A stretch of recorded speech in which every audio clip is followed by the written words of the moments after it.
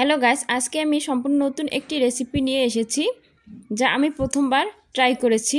লাউ পাতায় ইলিশ মাছের পাতুরি রেসিপি। আশা করি রেসিপিটি সবার কাছেই ভালো লাগবে। প্রথমে আমি 6 পিস ইলিশ মাছ নিয়েছি। এতে 1 চামচ হলুদ গুঁড়া ও 1 চামচ লবণ দিয়ে নিব। এরপর আমি হাত দিয়ে ভালোভাবে হলুদ ও লবণটা মাছের মধ্যে মাখিয়ে নিব। এরপর ঢাকনা দিয়ে 15 মিনিটের জন্য ঢেকে রেখে দিব।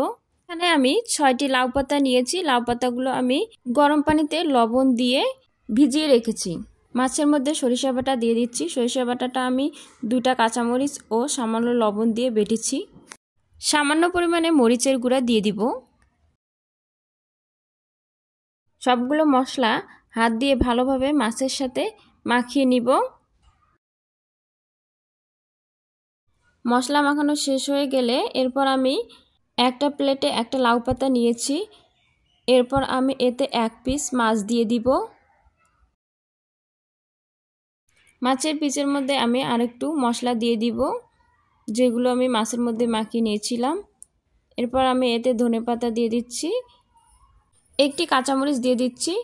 এরপর আমি লাউ পাতাটা এক পাশ থেকে মুড়িয়ে নেব, তারপর আর এক পাশে মুড়িয়ে নেব। এরপর নিচটা মুড়িয়ে নেব, উপরটা মুড়িয়ে এভাবে করে মুড়িয়ে নেওয়ার পর আমি সুতার সাহায্যে লাউ পাতাটা বেঁধে দিব, যাতে লাউ পাতাটা খুলে না যায়। এভাবে করে সবগুলো মাছের পিস আমি লাউ পাতায় মুড়িয়ে সুতা দিয়ে বেঁধে দিয়েছি।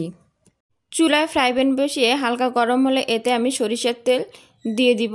সরিষার তেল দিয়ে পাতুরি রান্না করলে খেতে দারুণ লাগে। এরপর আমি একটা একটা করে ফ্রাই প্যানের মধ্যে দিয়ে দিব।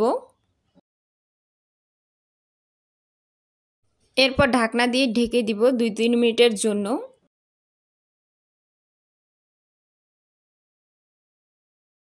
এরপর ঢাকনা খুলে পাতুরিগুলো আমি উল্টিয়ে দিব একটা একটা করে।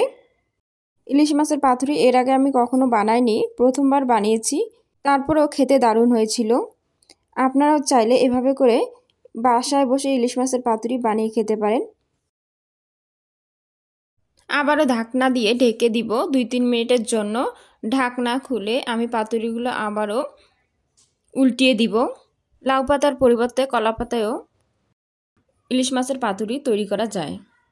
হয়ে গেলে নামিয়ে নিব। রেসিপিটি যদি সবার কাছে ভালো লেগে থাকে তাহলে অবশ্যই লাইক কমেন্ট করবেন। বাসায় এভাবে খুব সহজে ইলিশ মাছের পাতুরি তৈরি করে খেতে পারেন। আমি একটা পাতুরি লাউ পাতা থেকে খুলে দেখাচ্ছি। দেখুন পাতুরিটা কত সুন্দর হয়েছে, খেতেও সুস্বাদু হয়েছিল। মরিচ ও ধনেপাতাটা দেওয়ার কারণে সুন্দর একটা স্মেল এসেছে। Thanks for watching.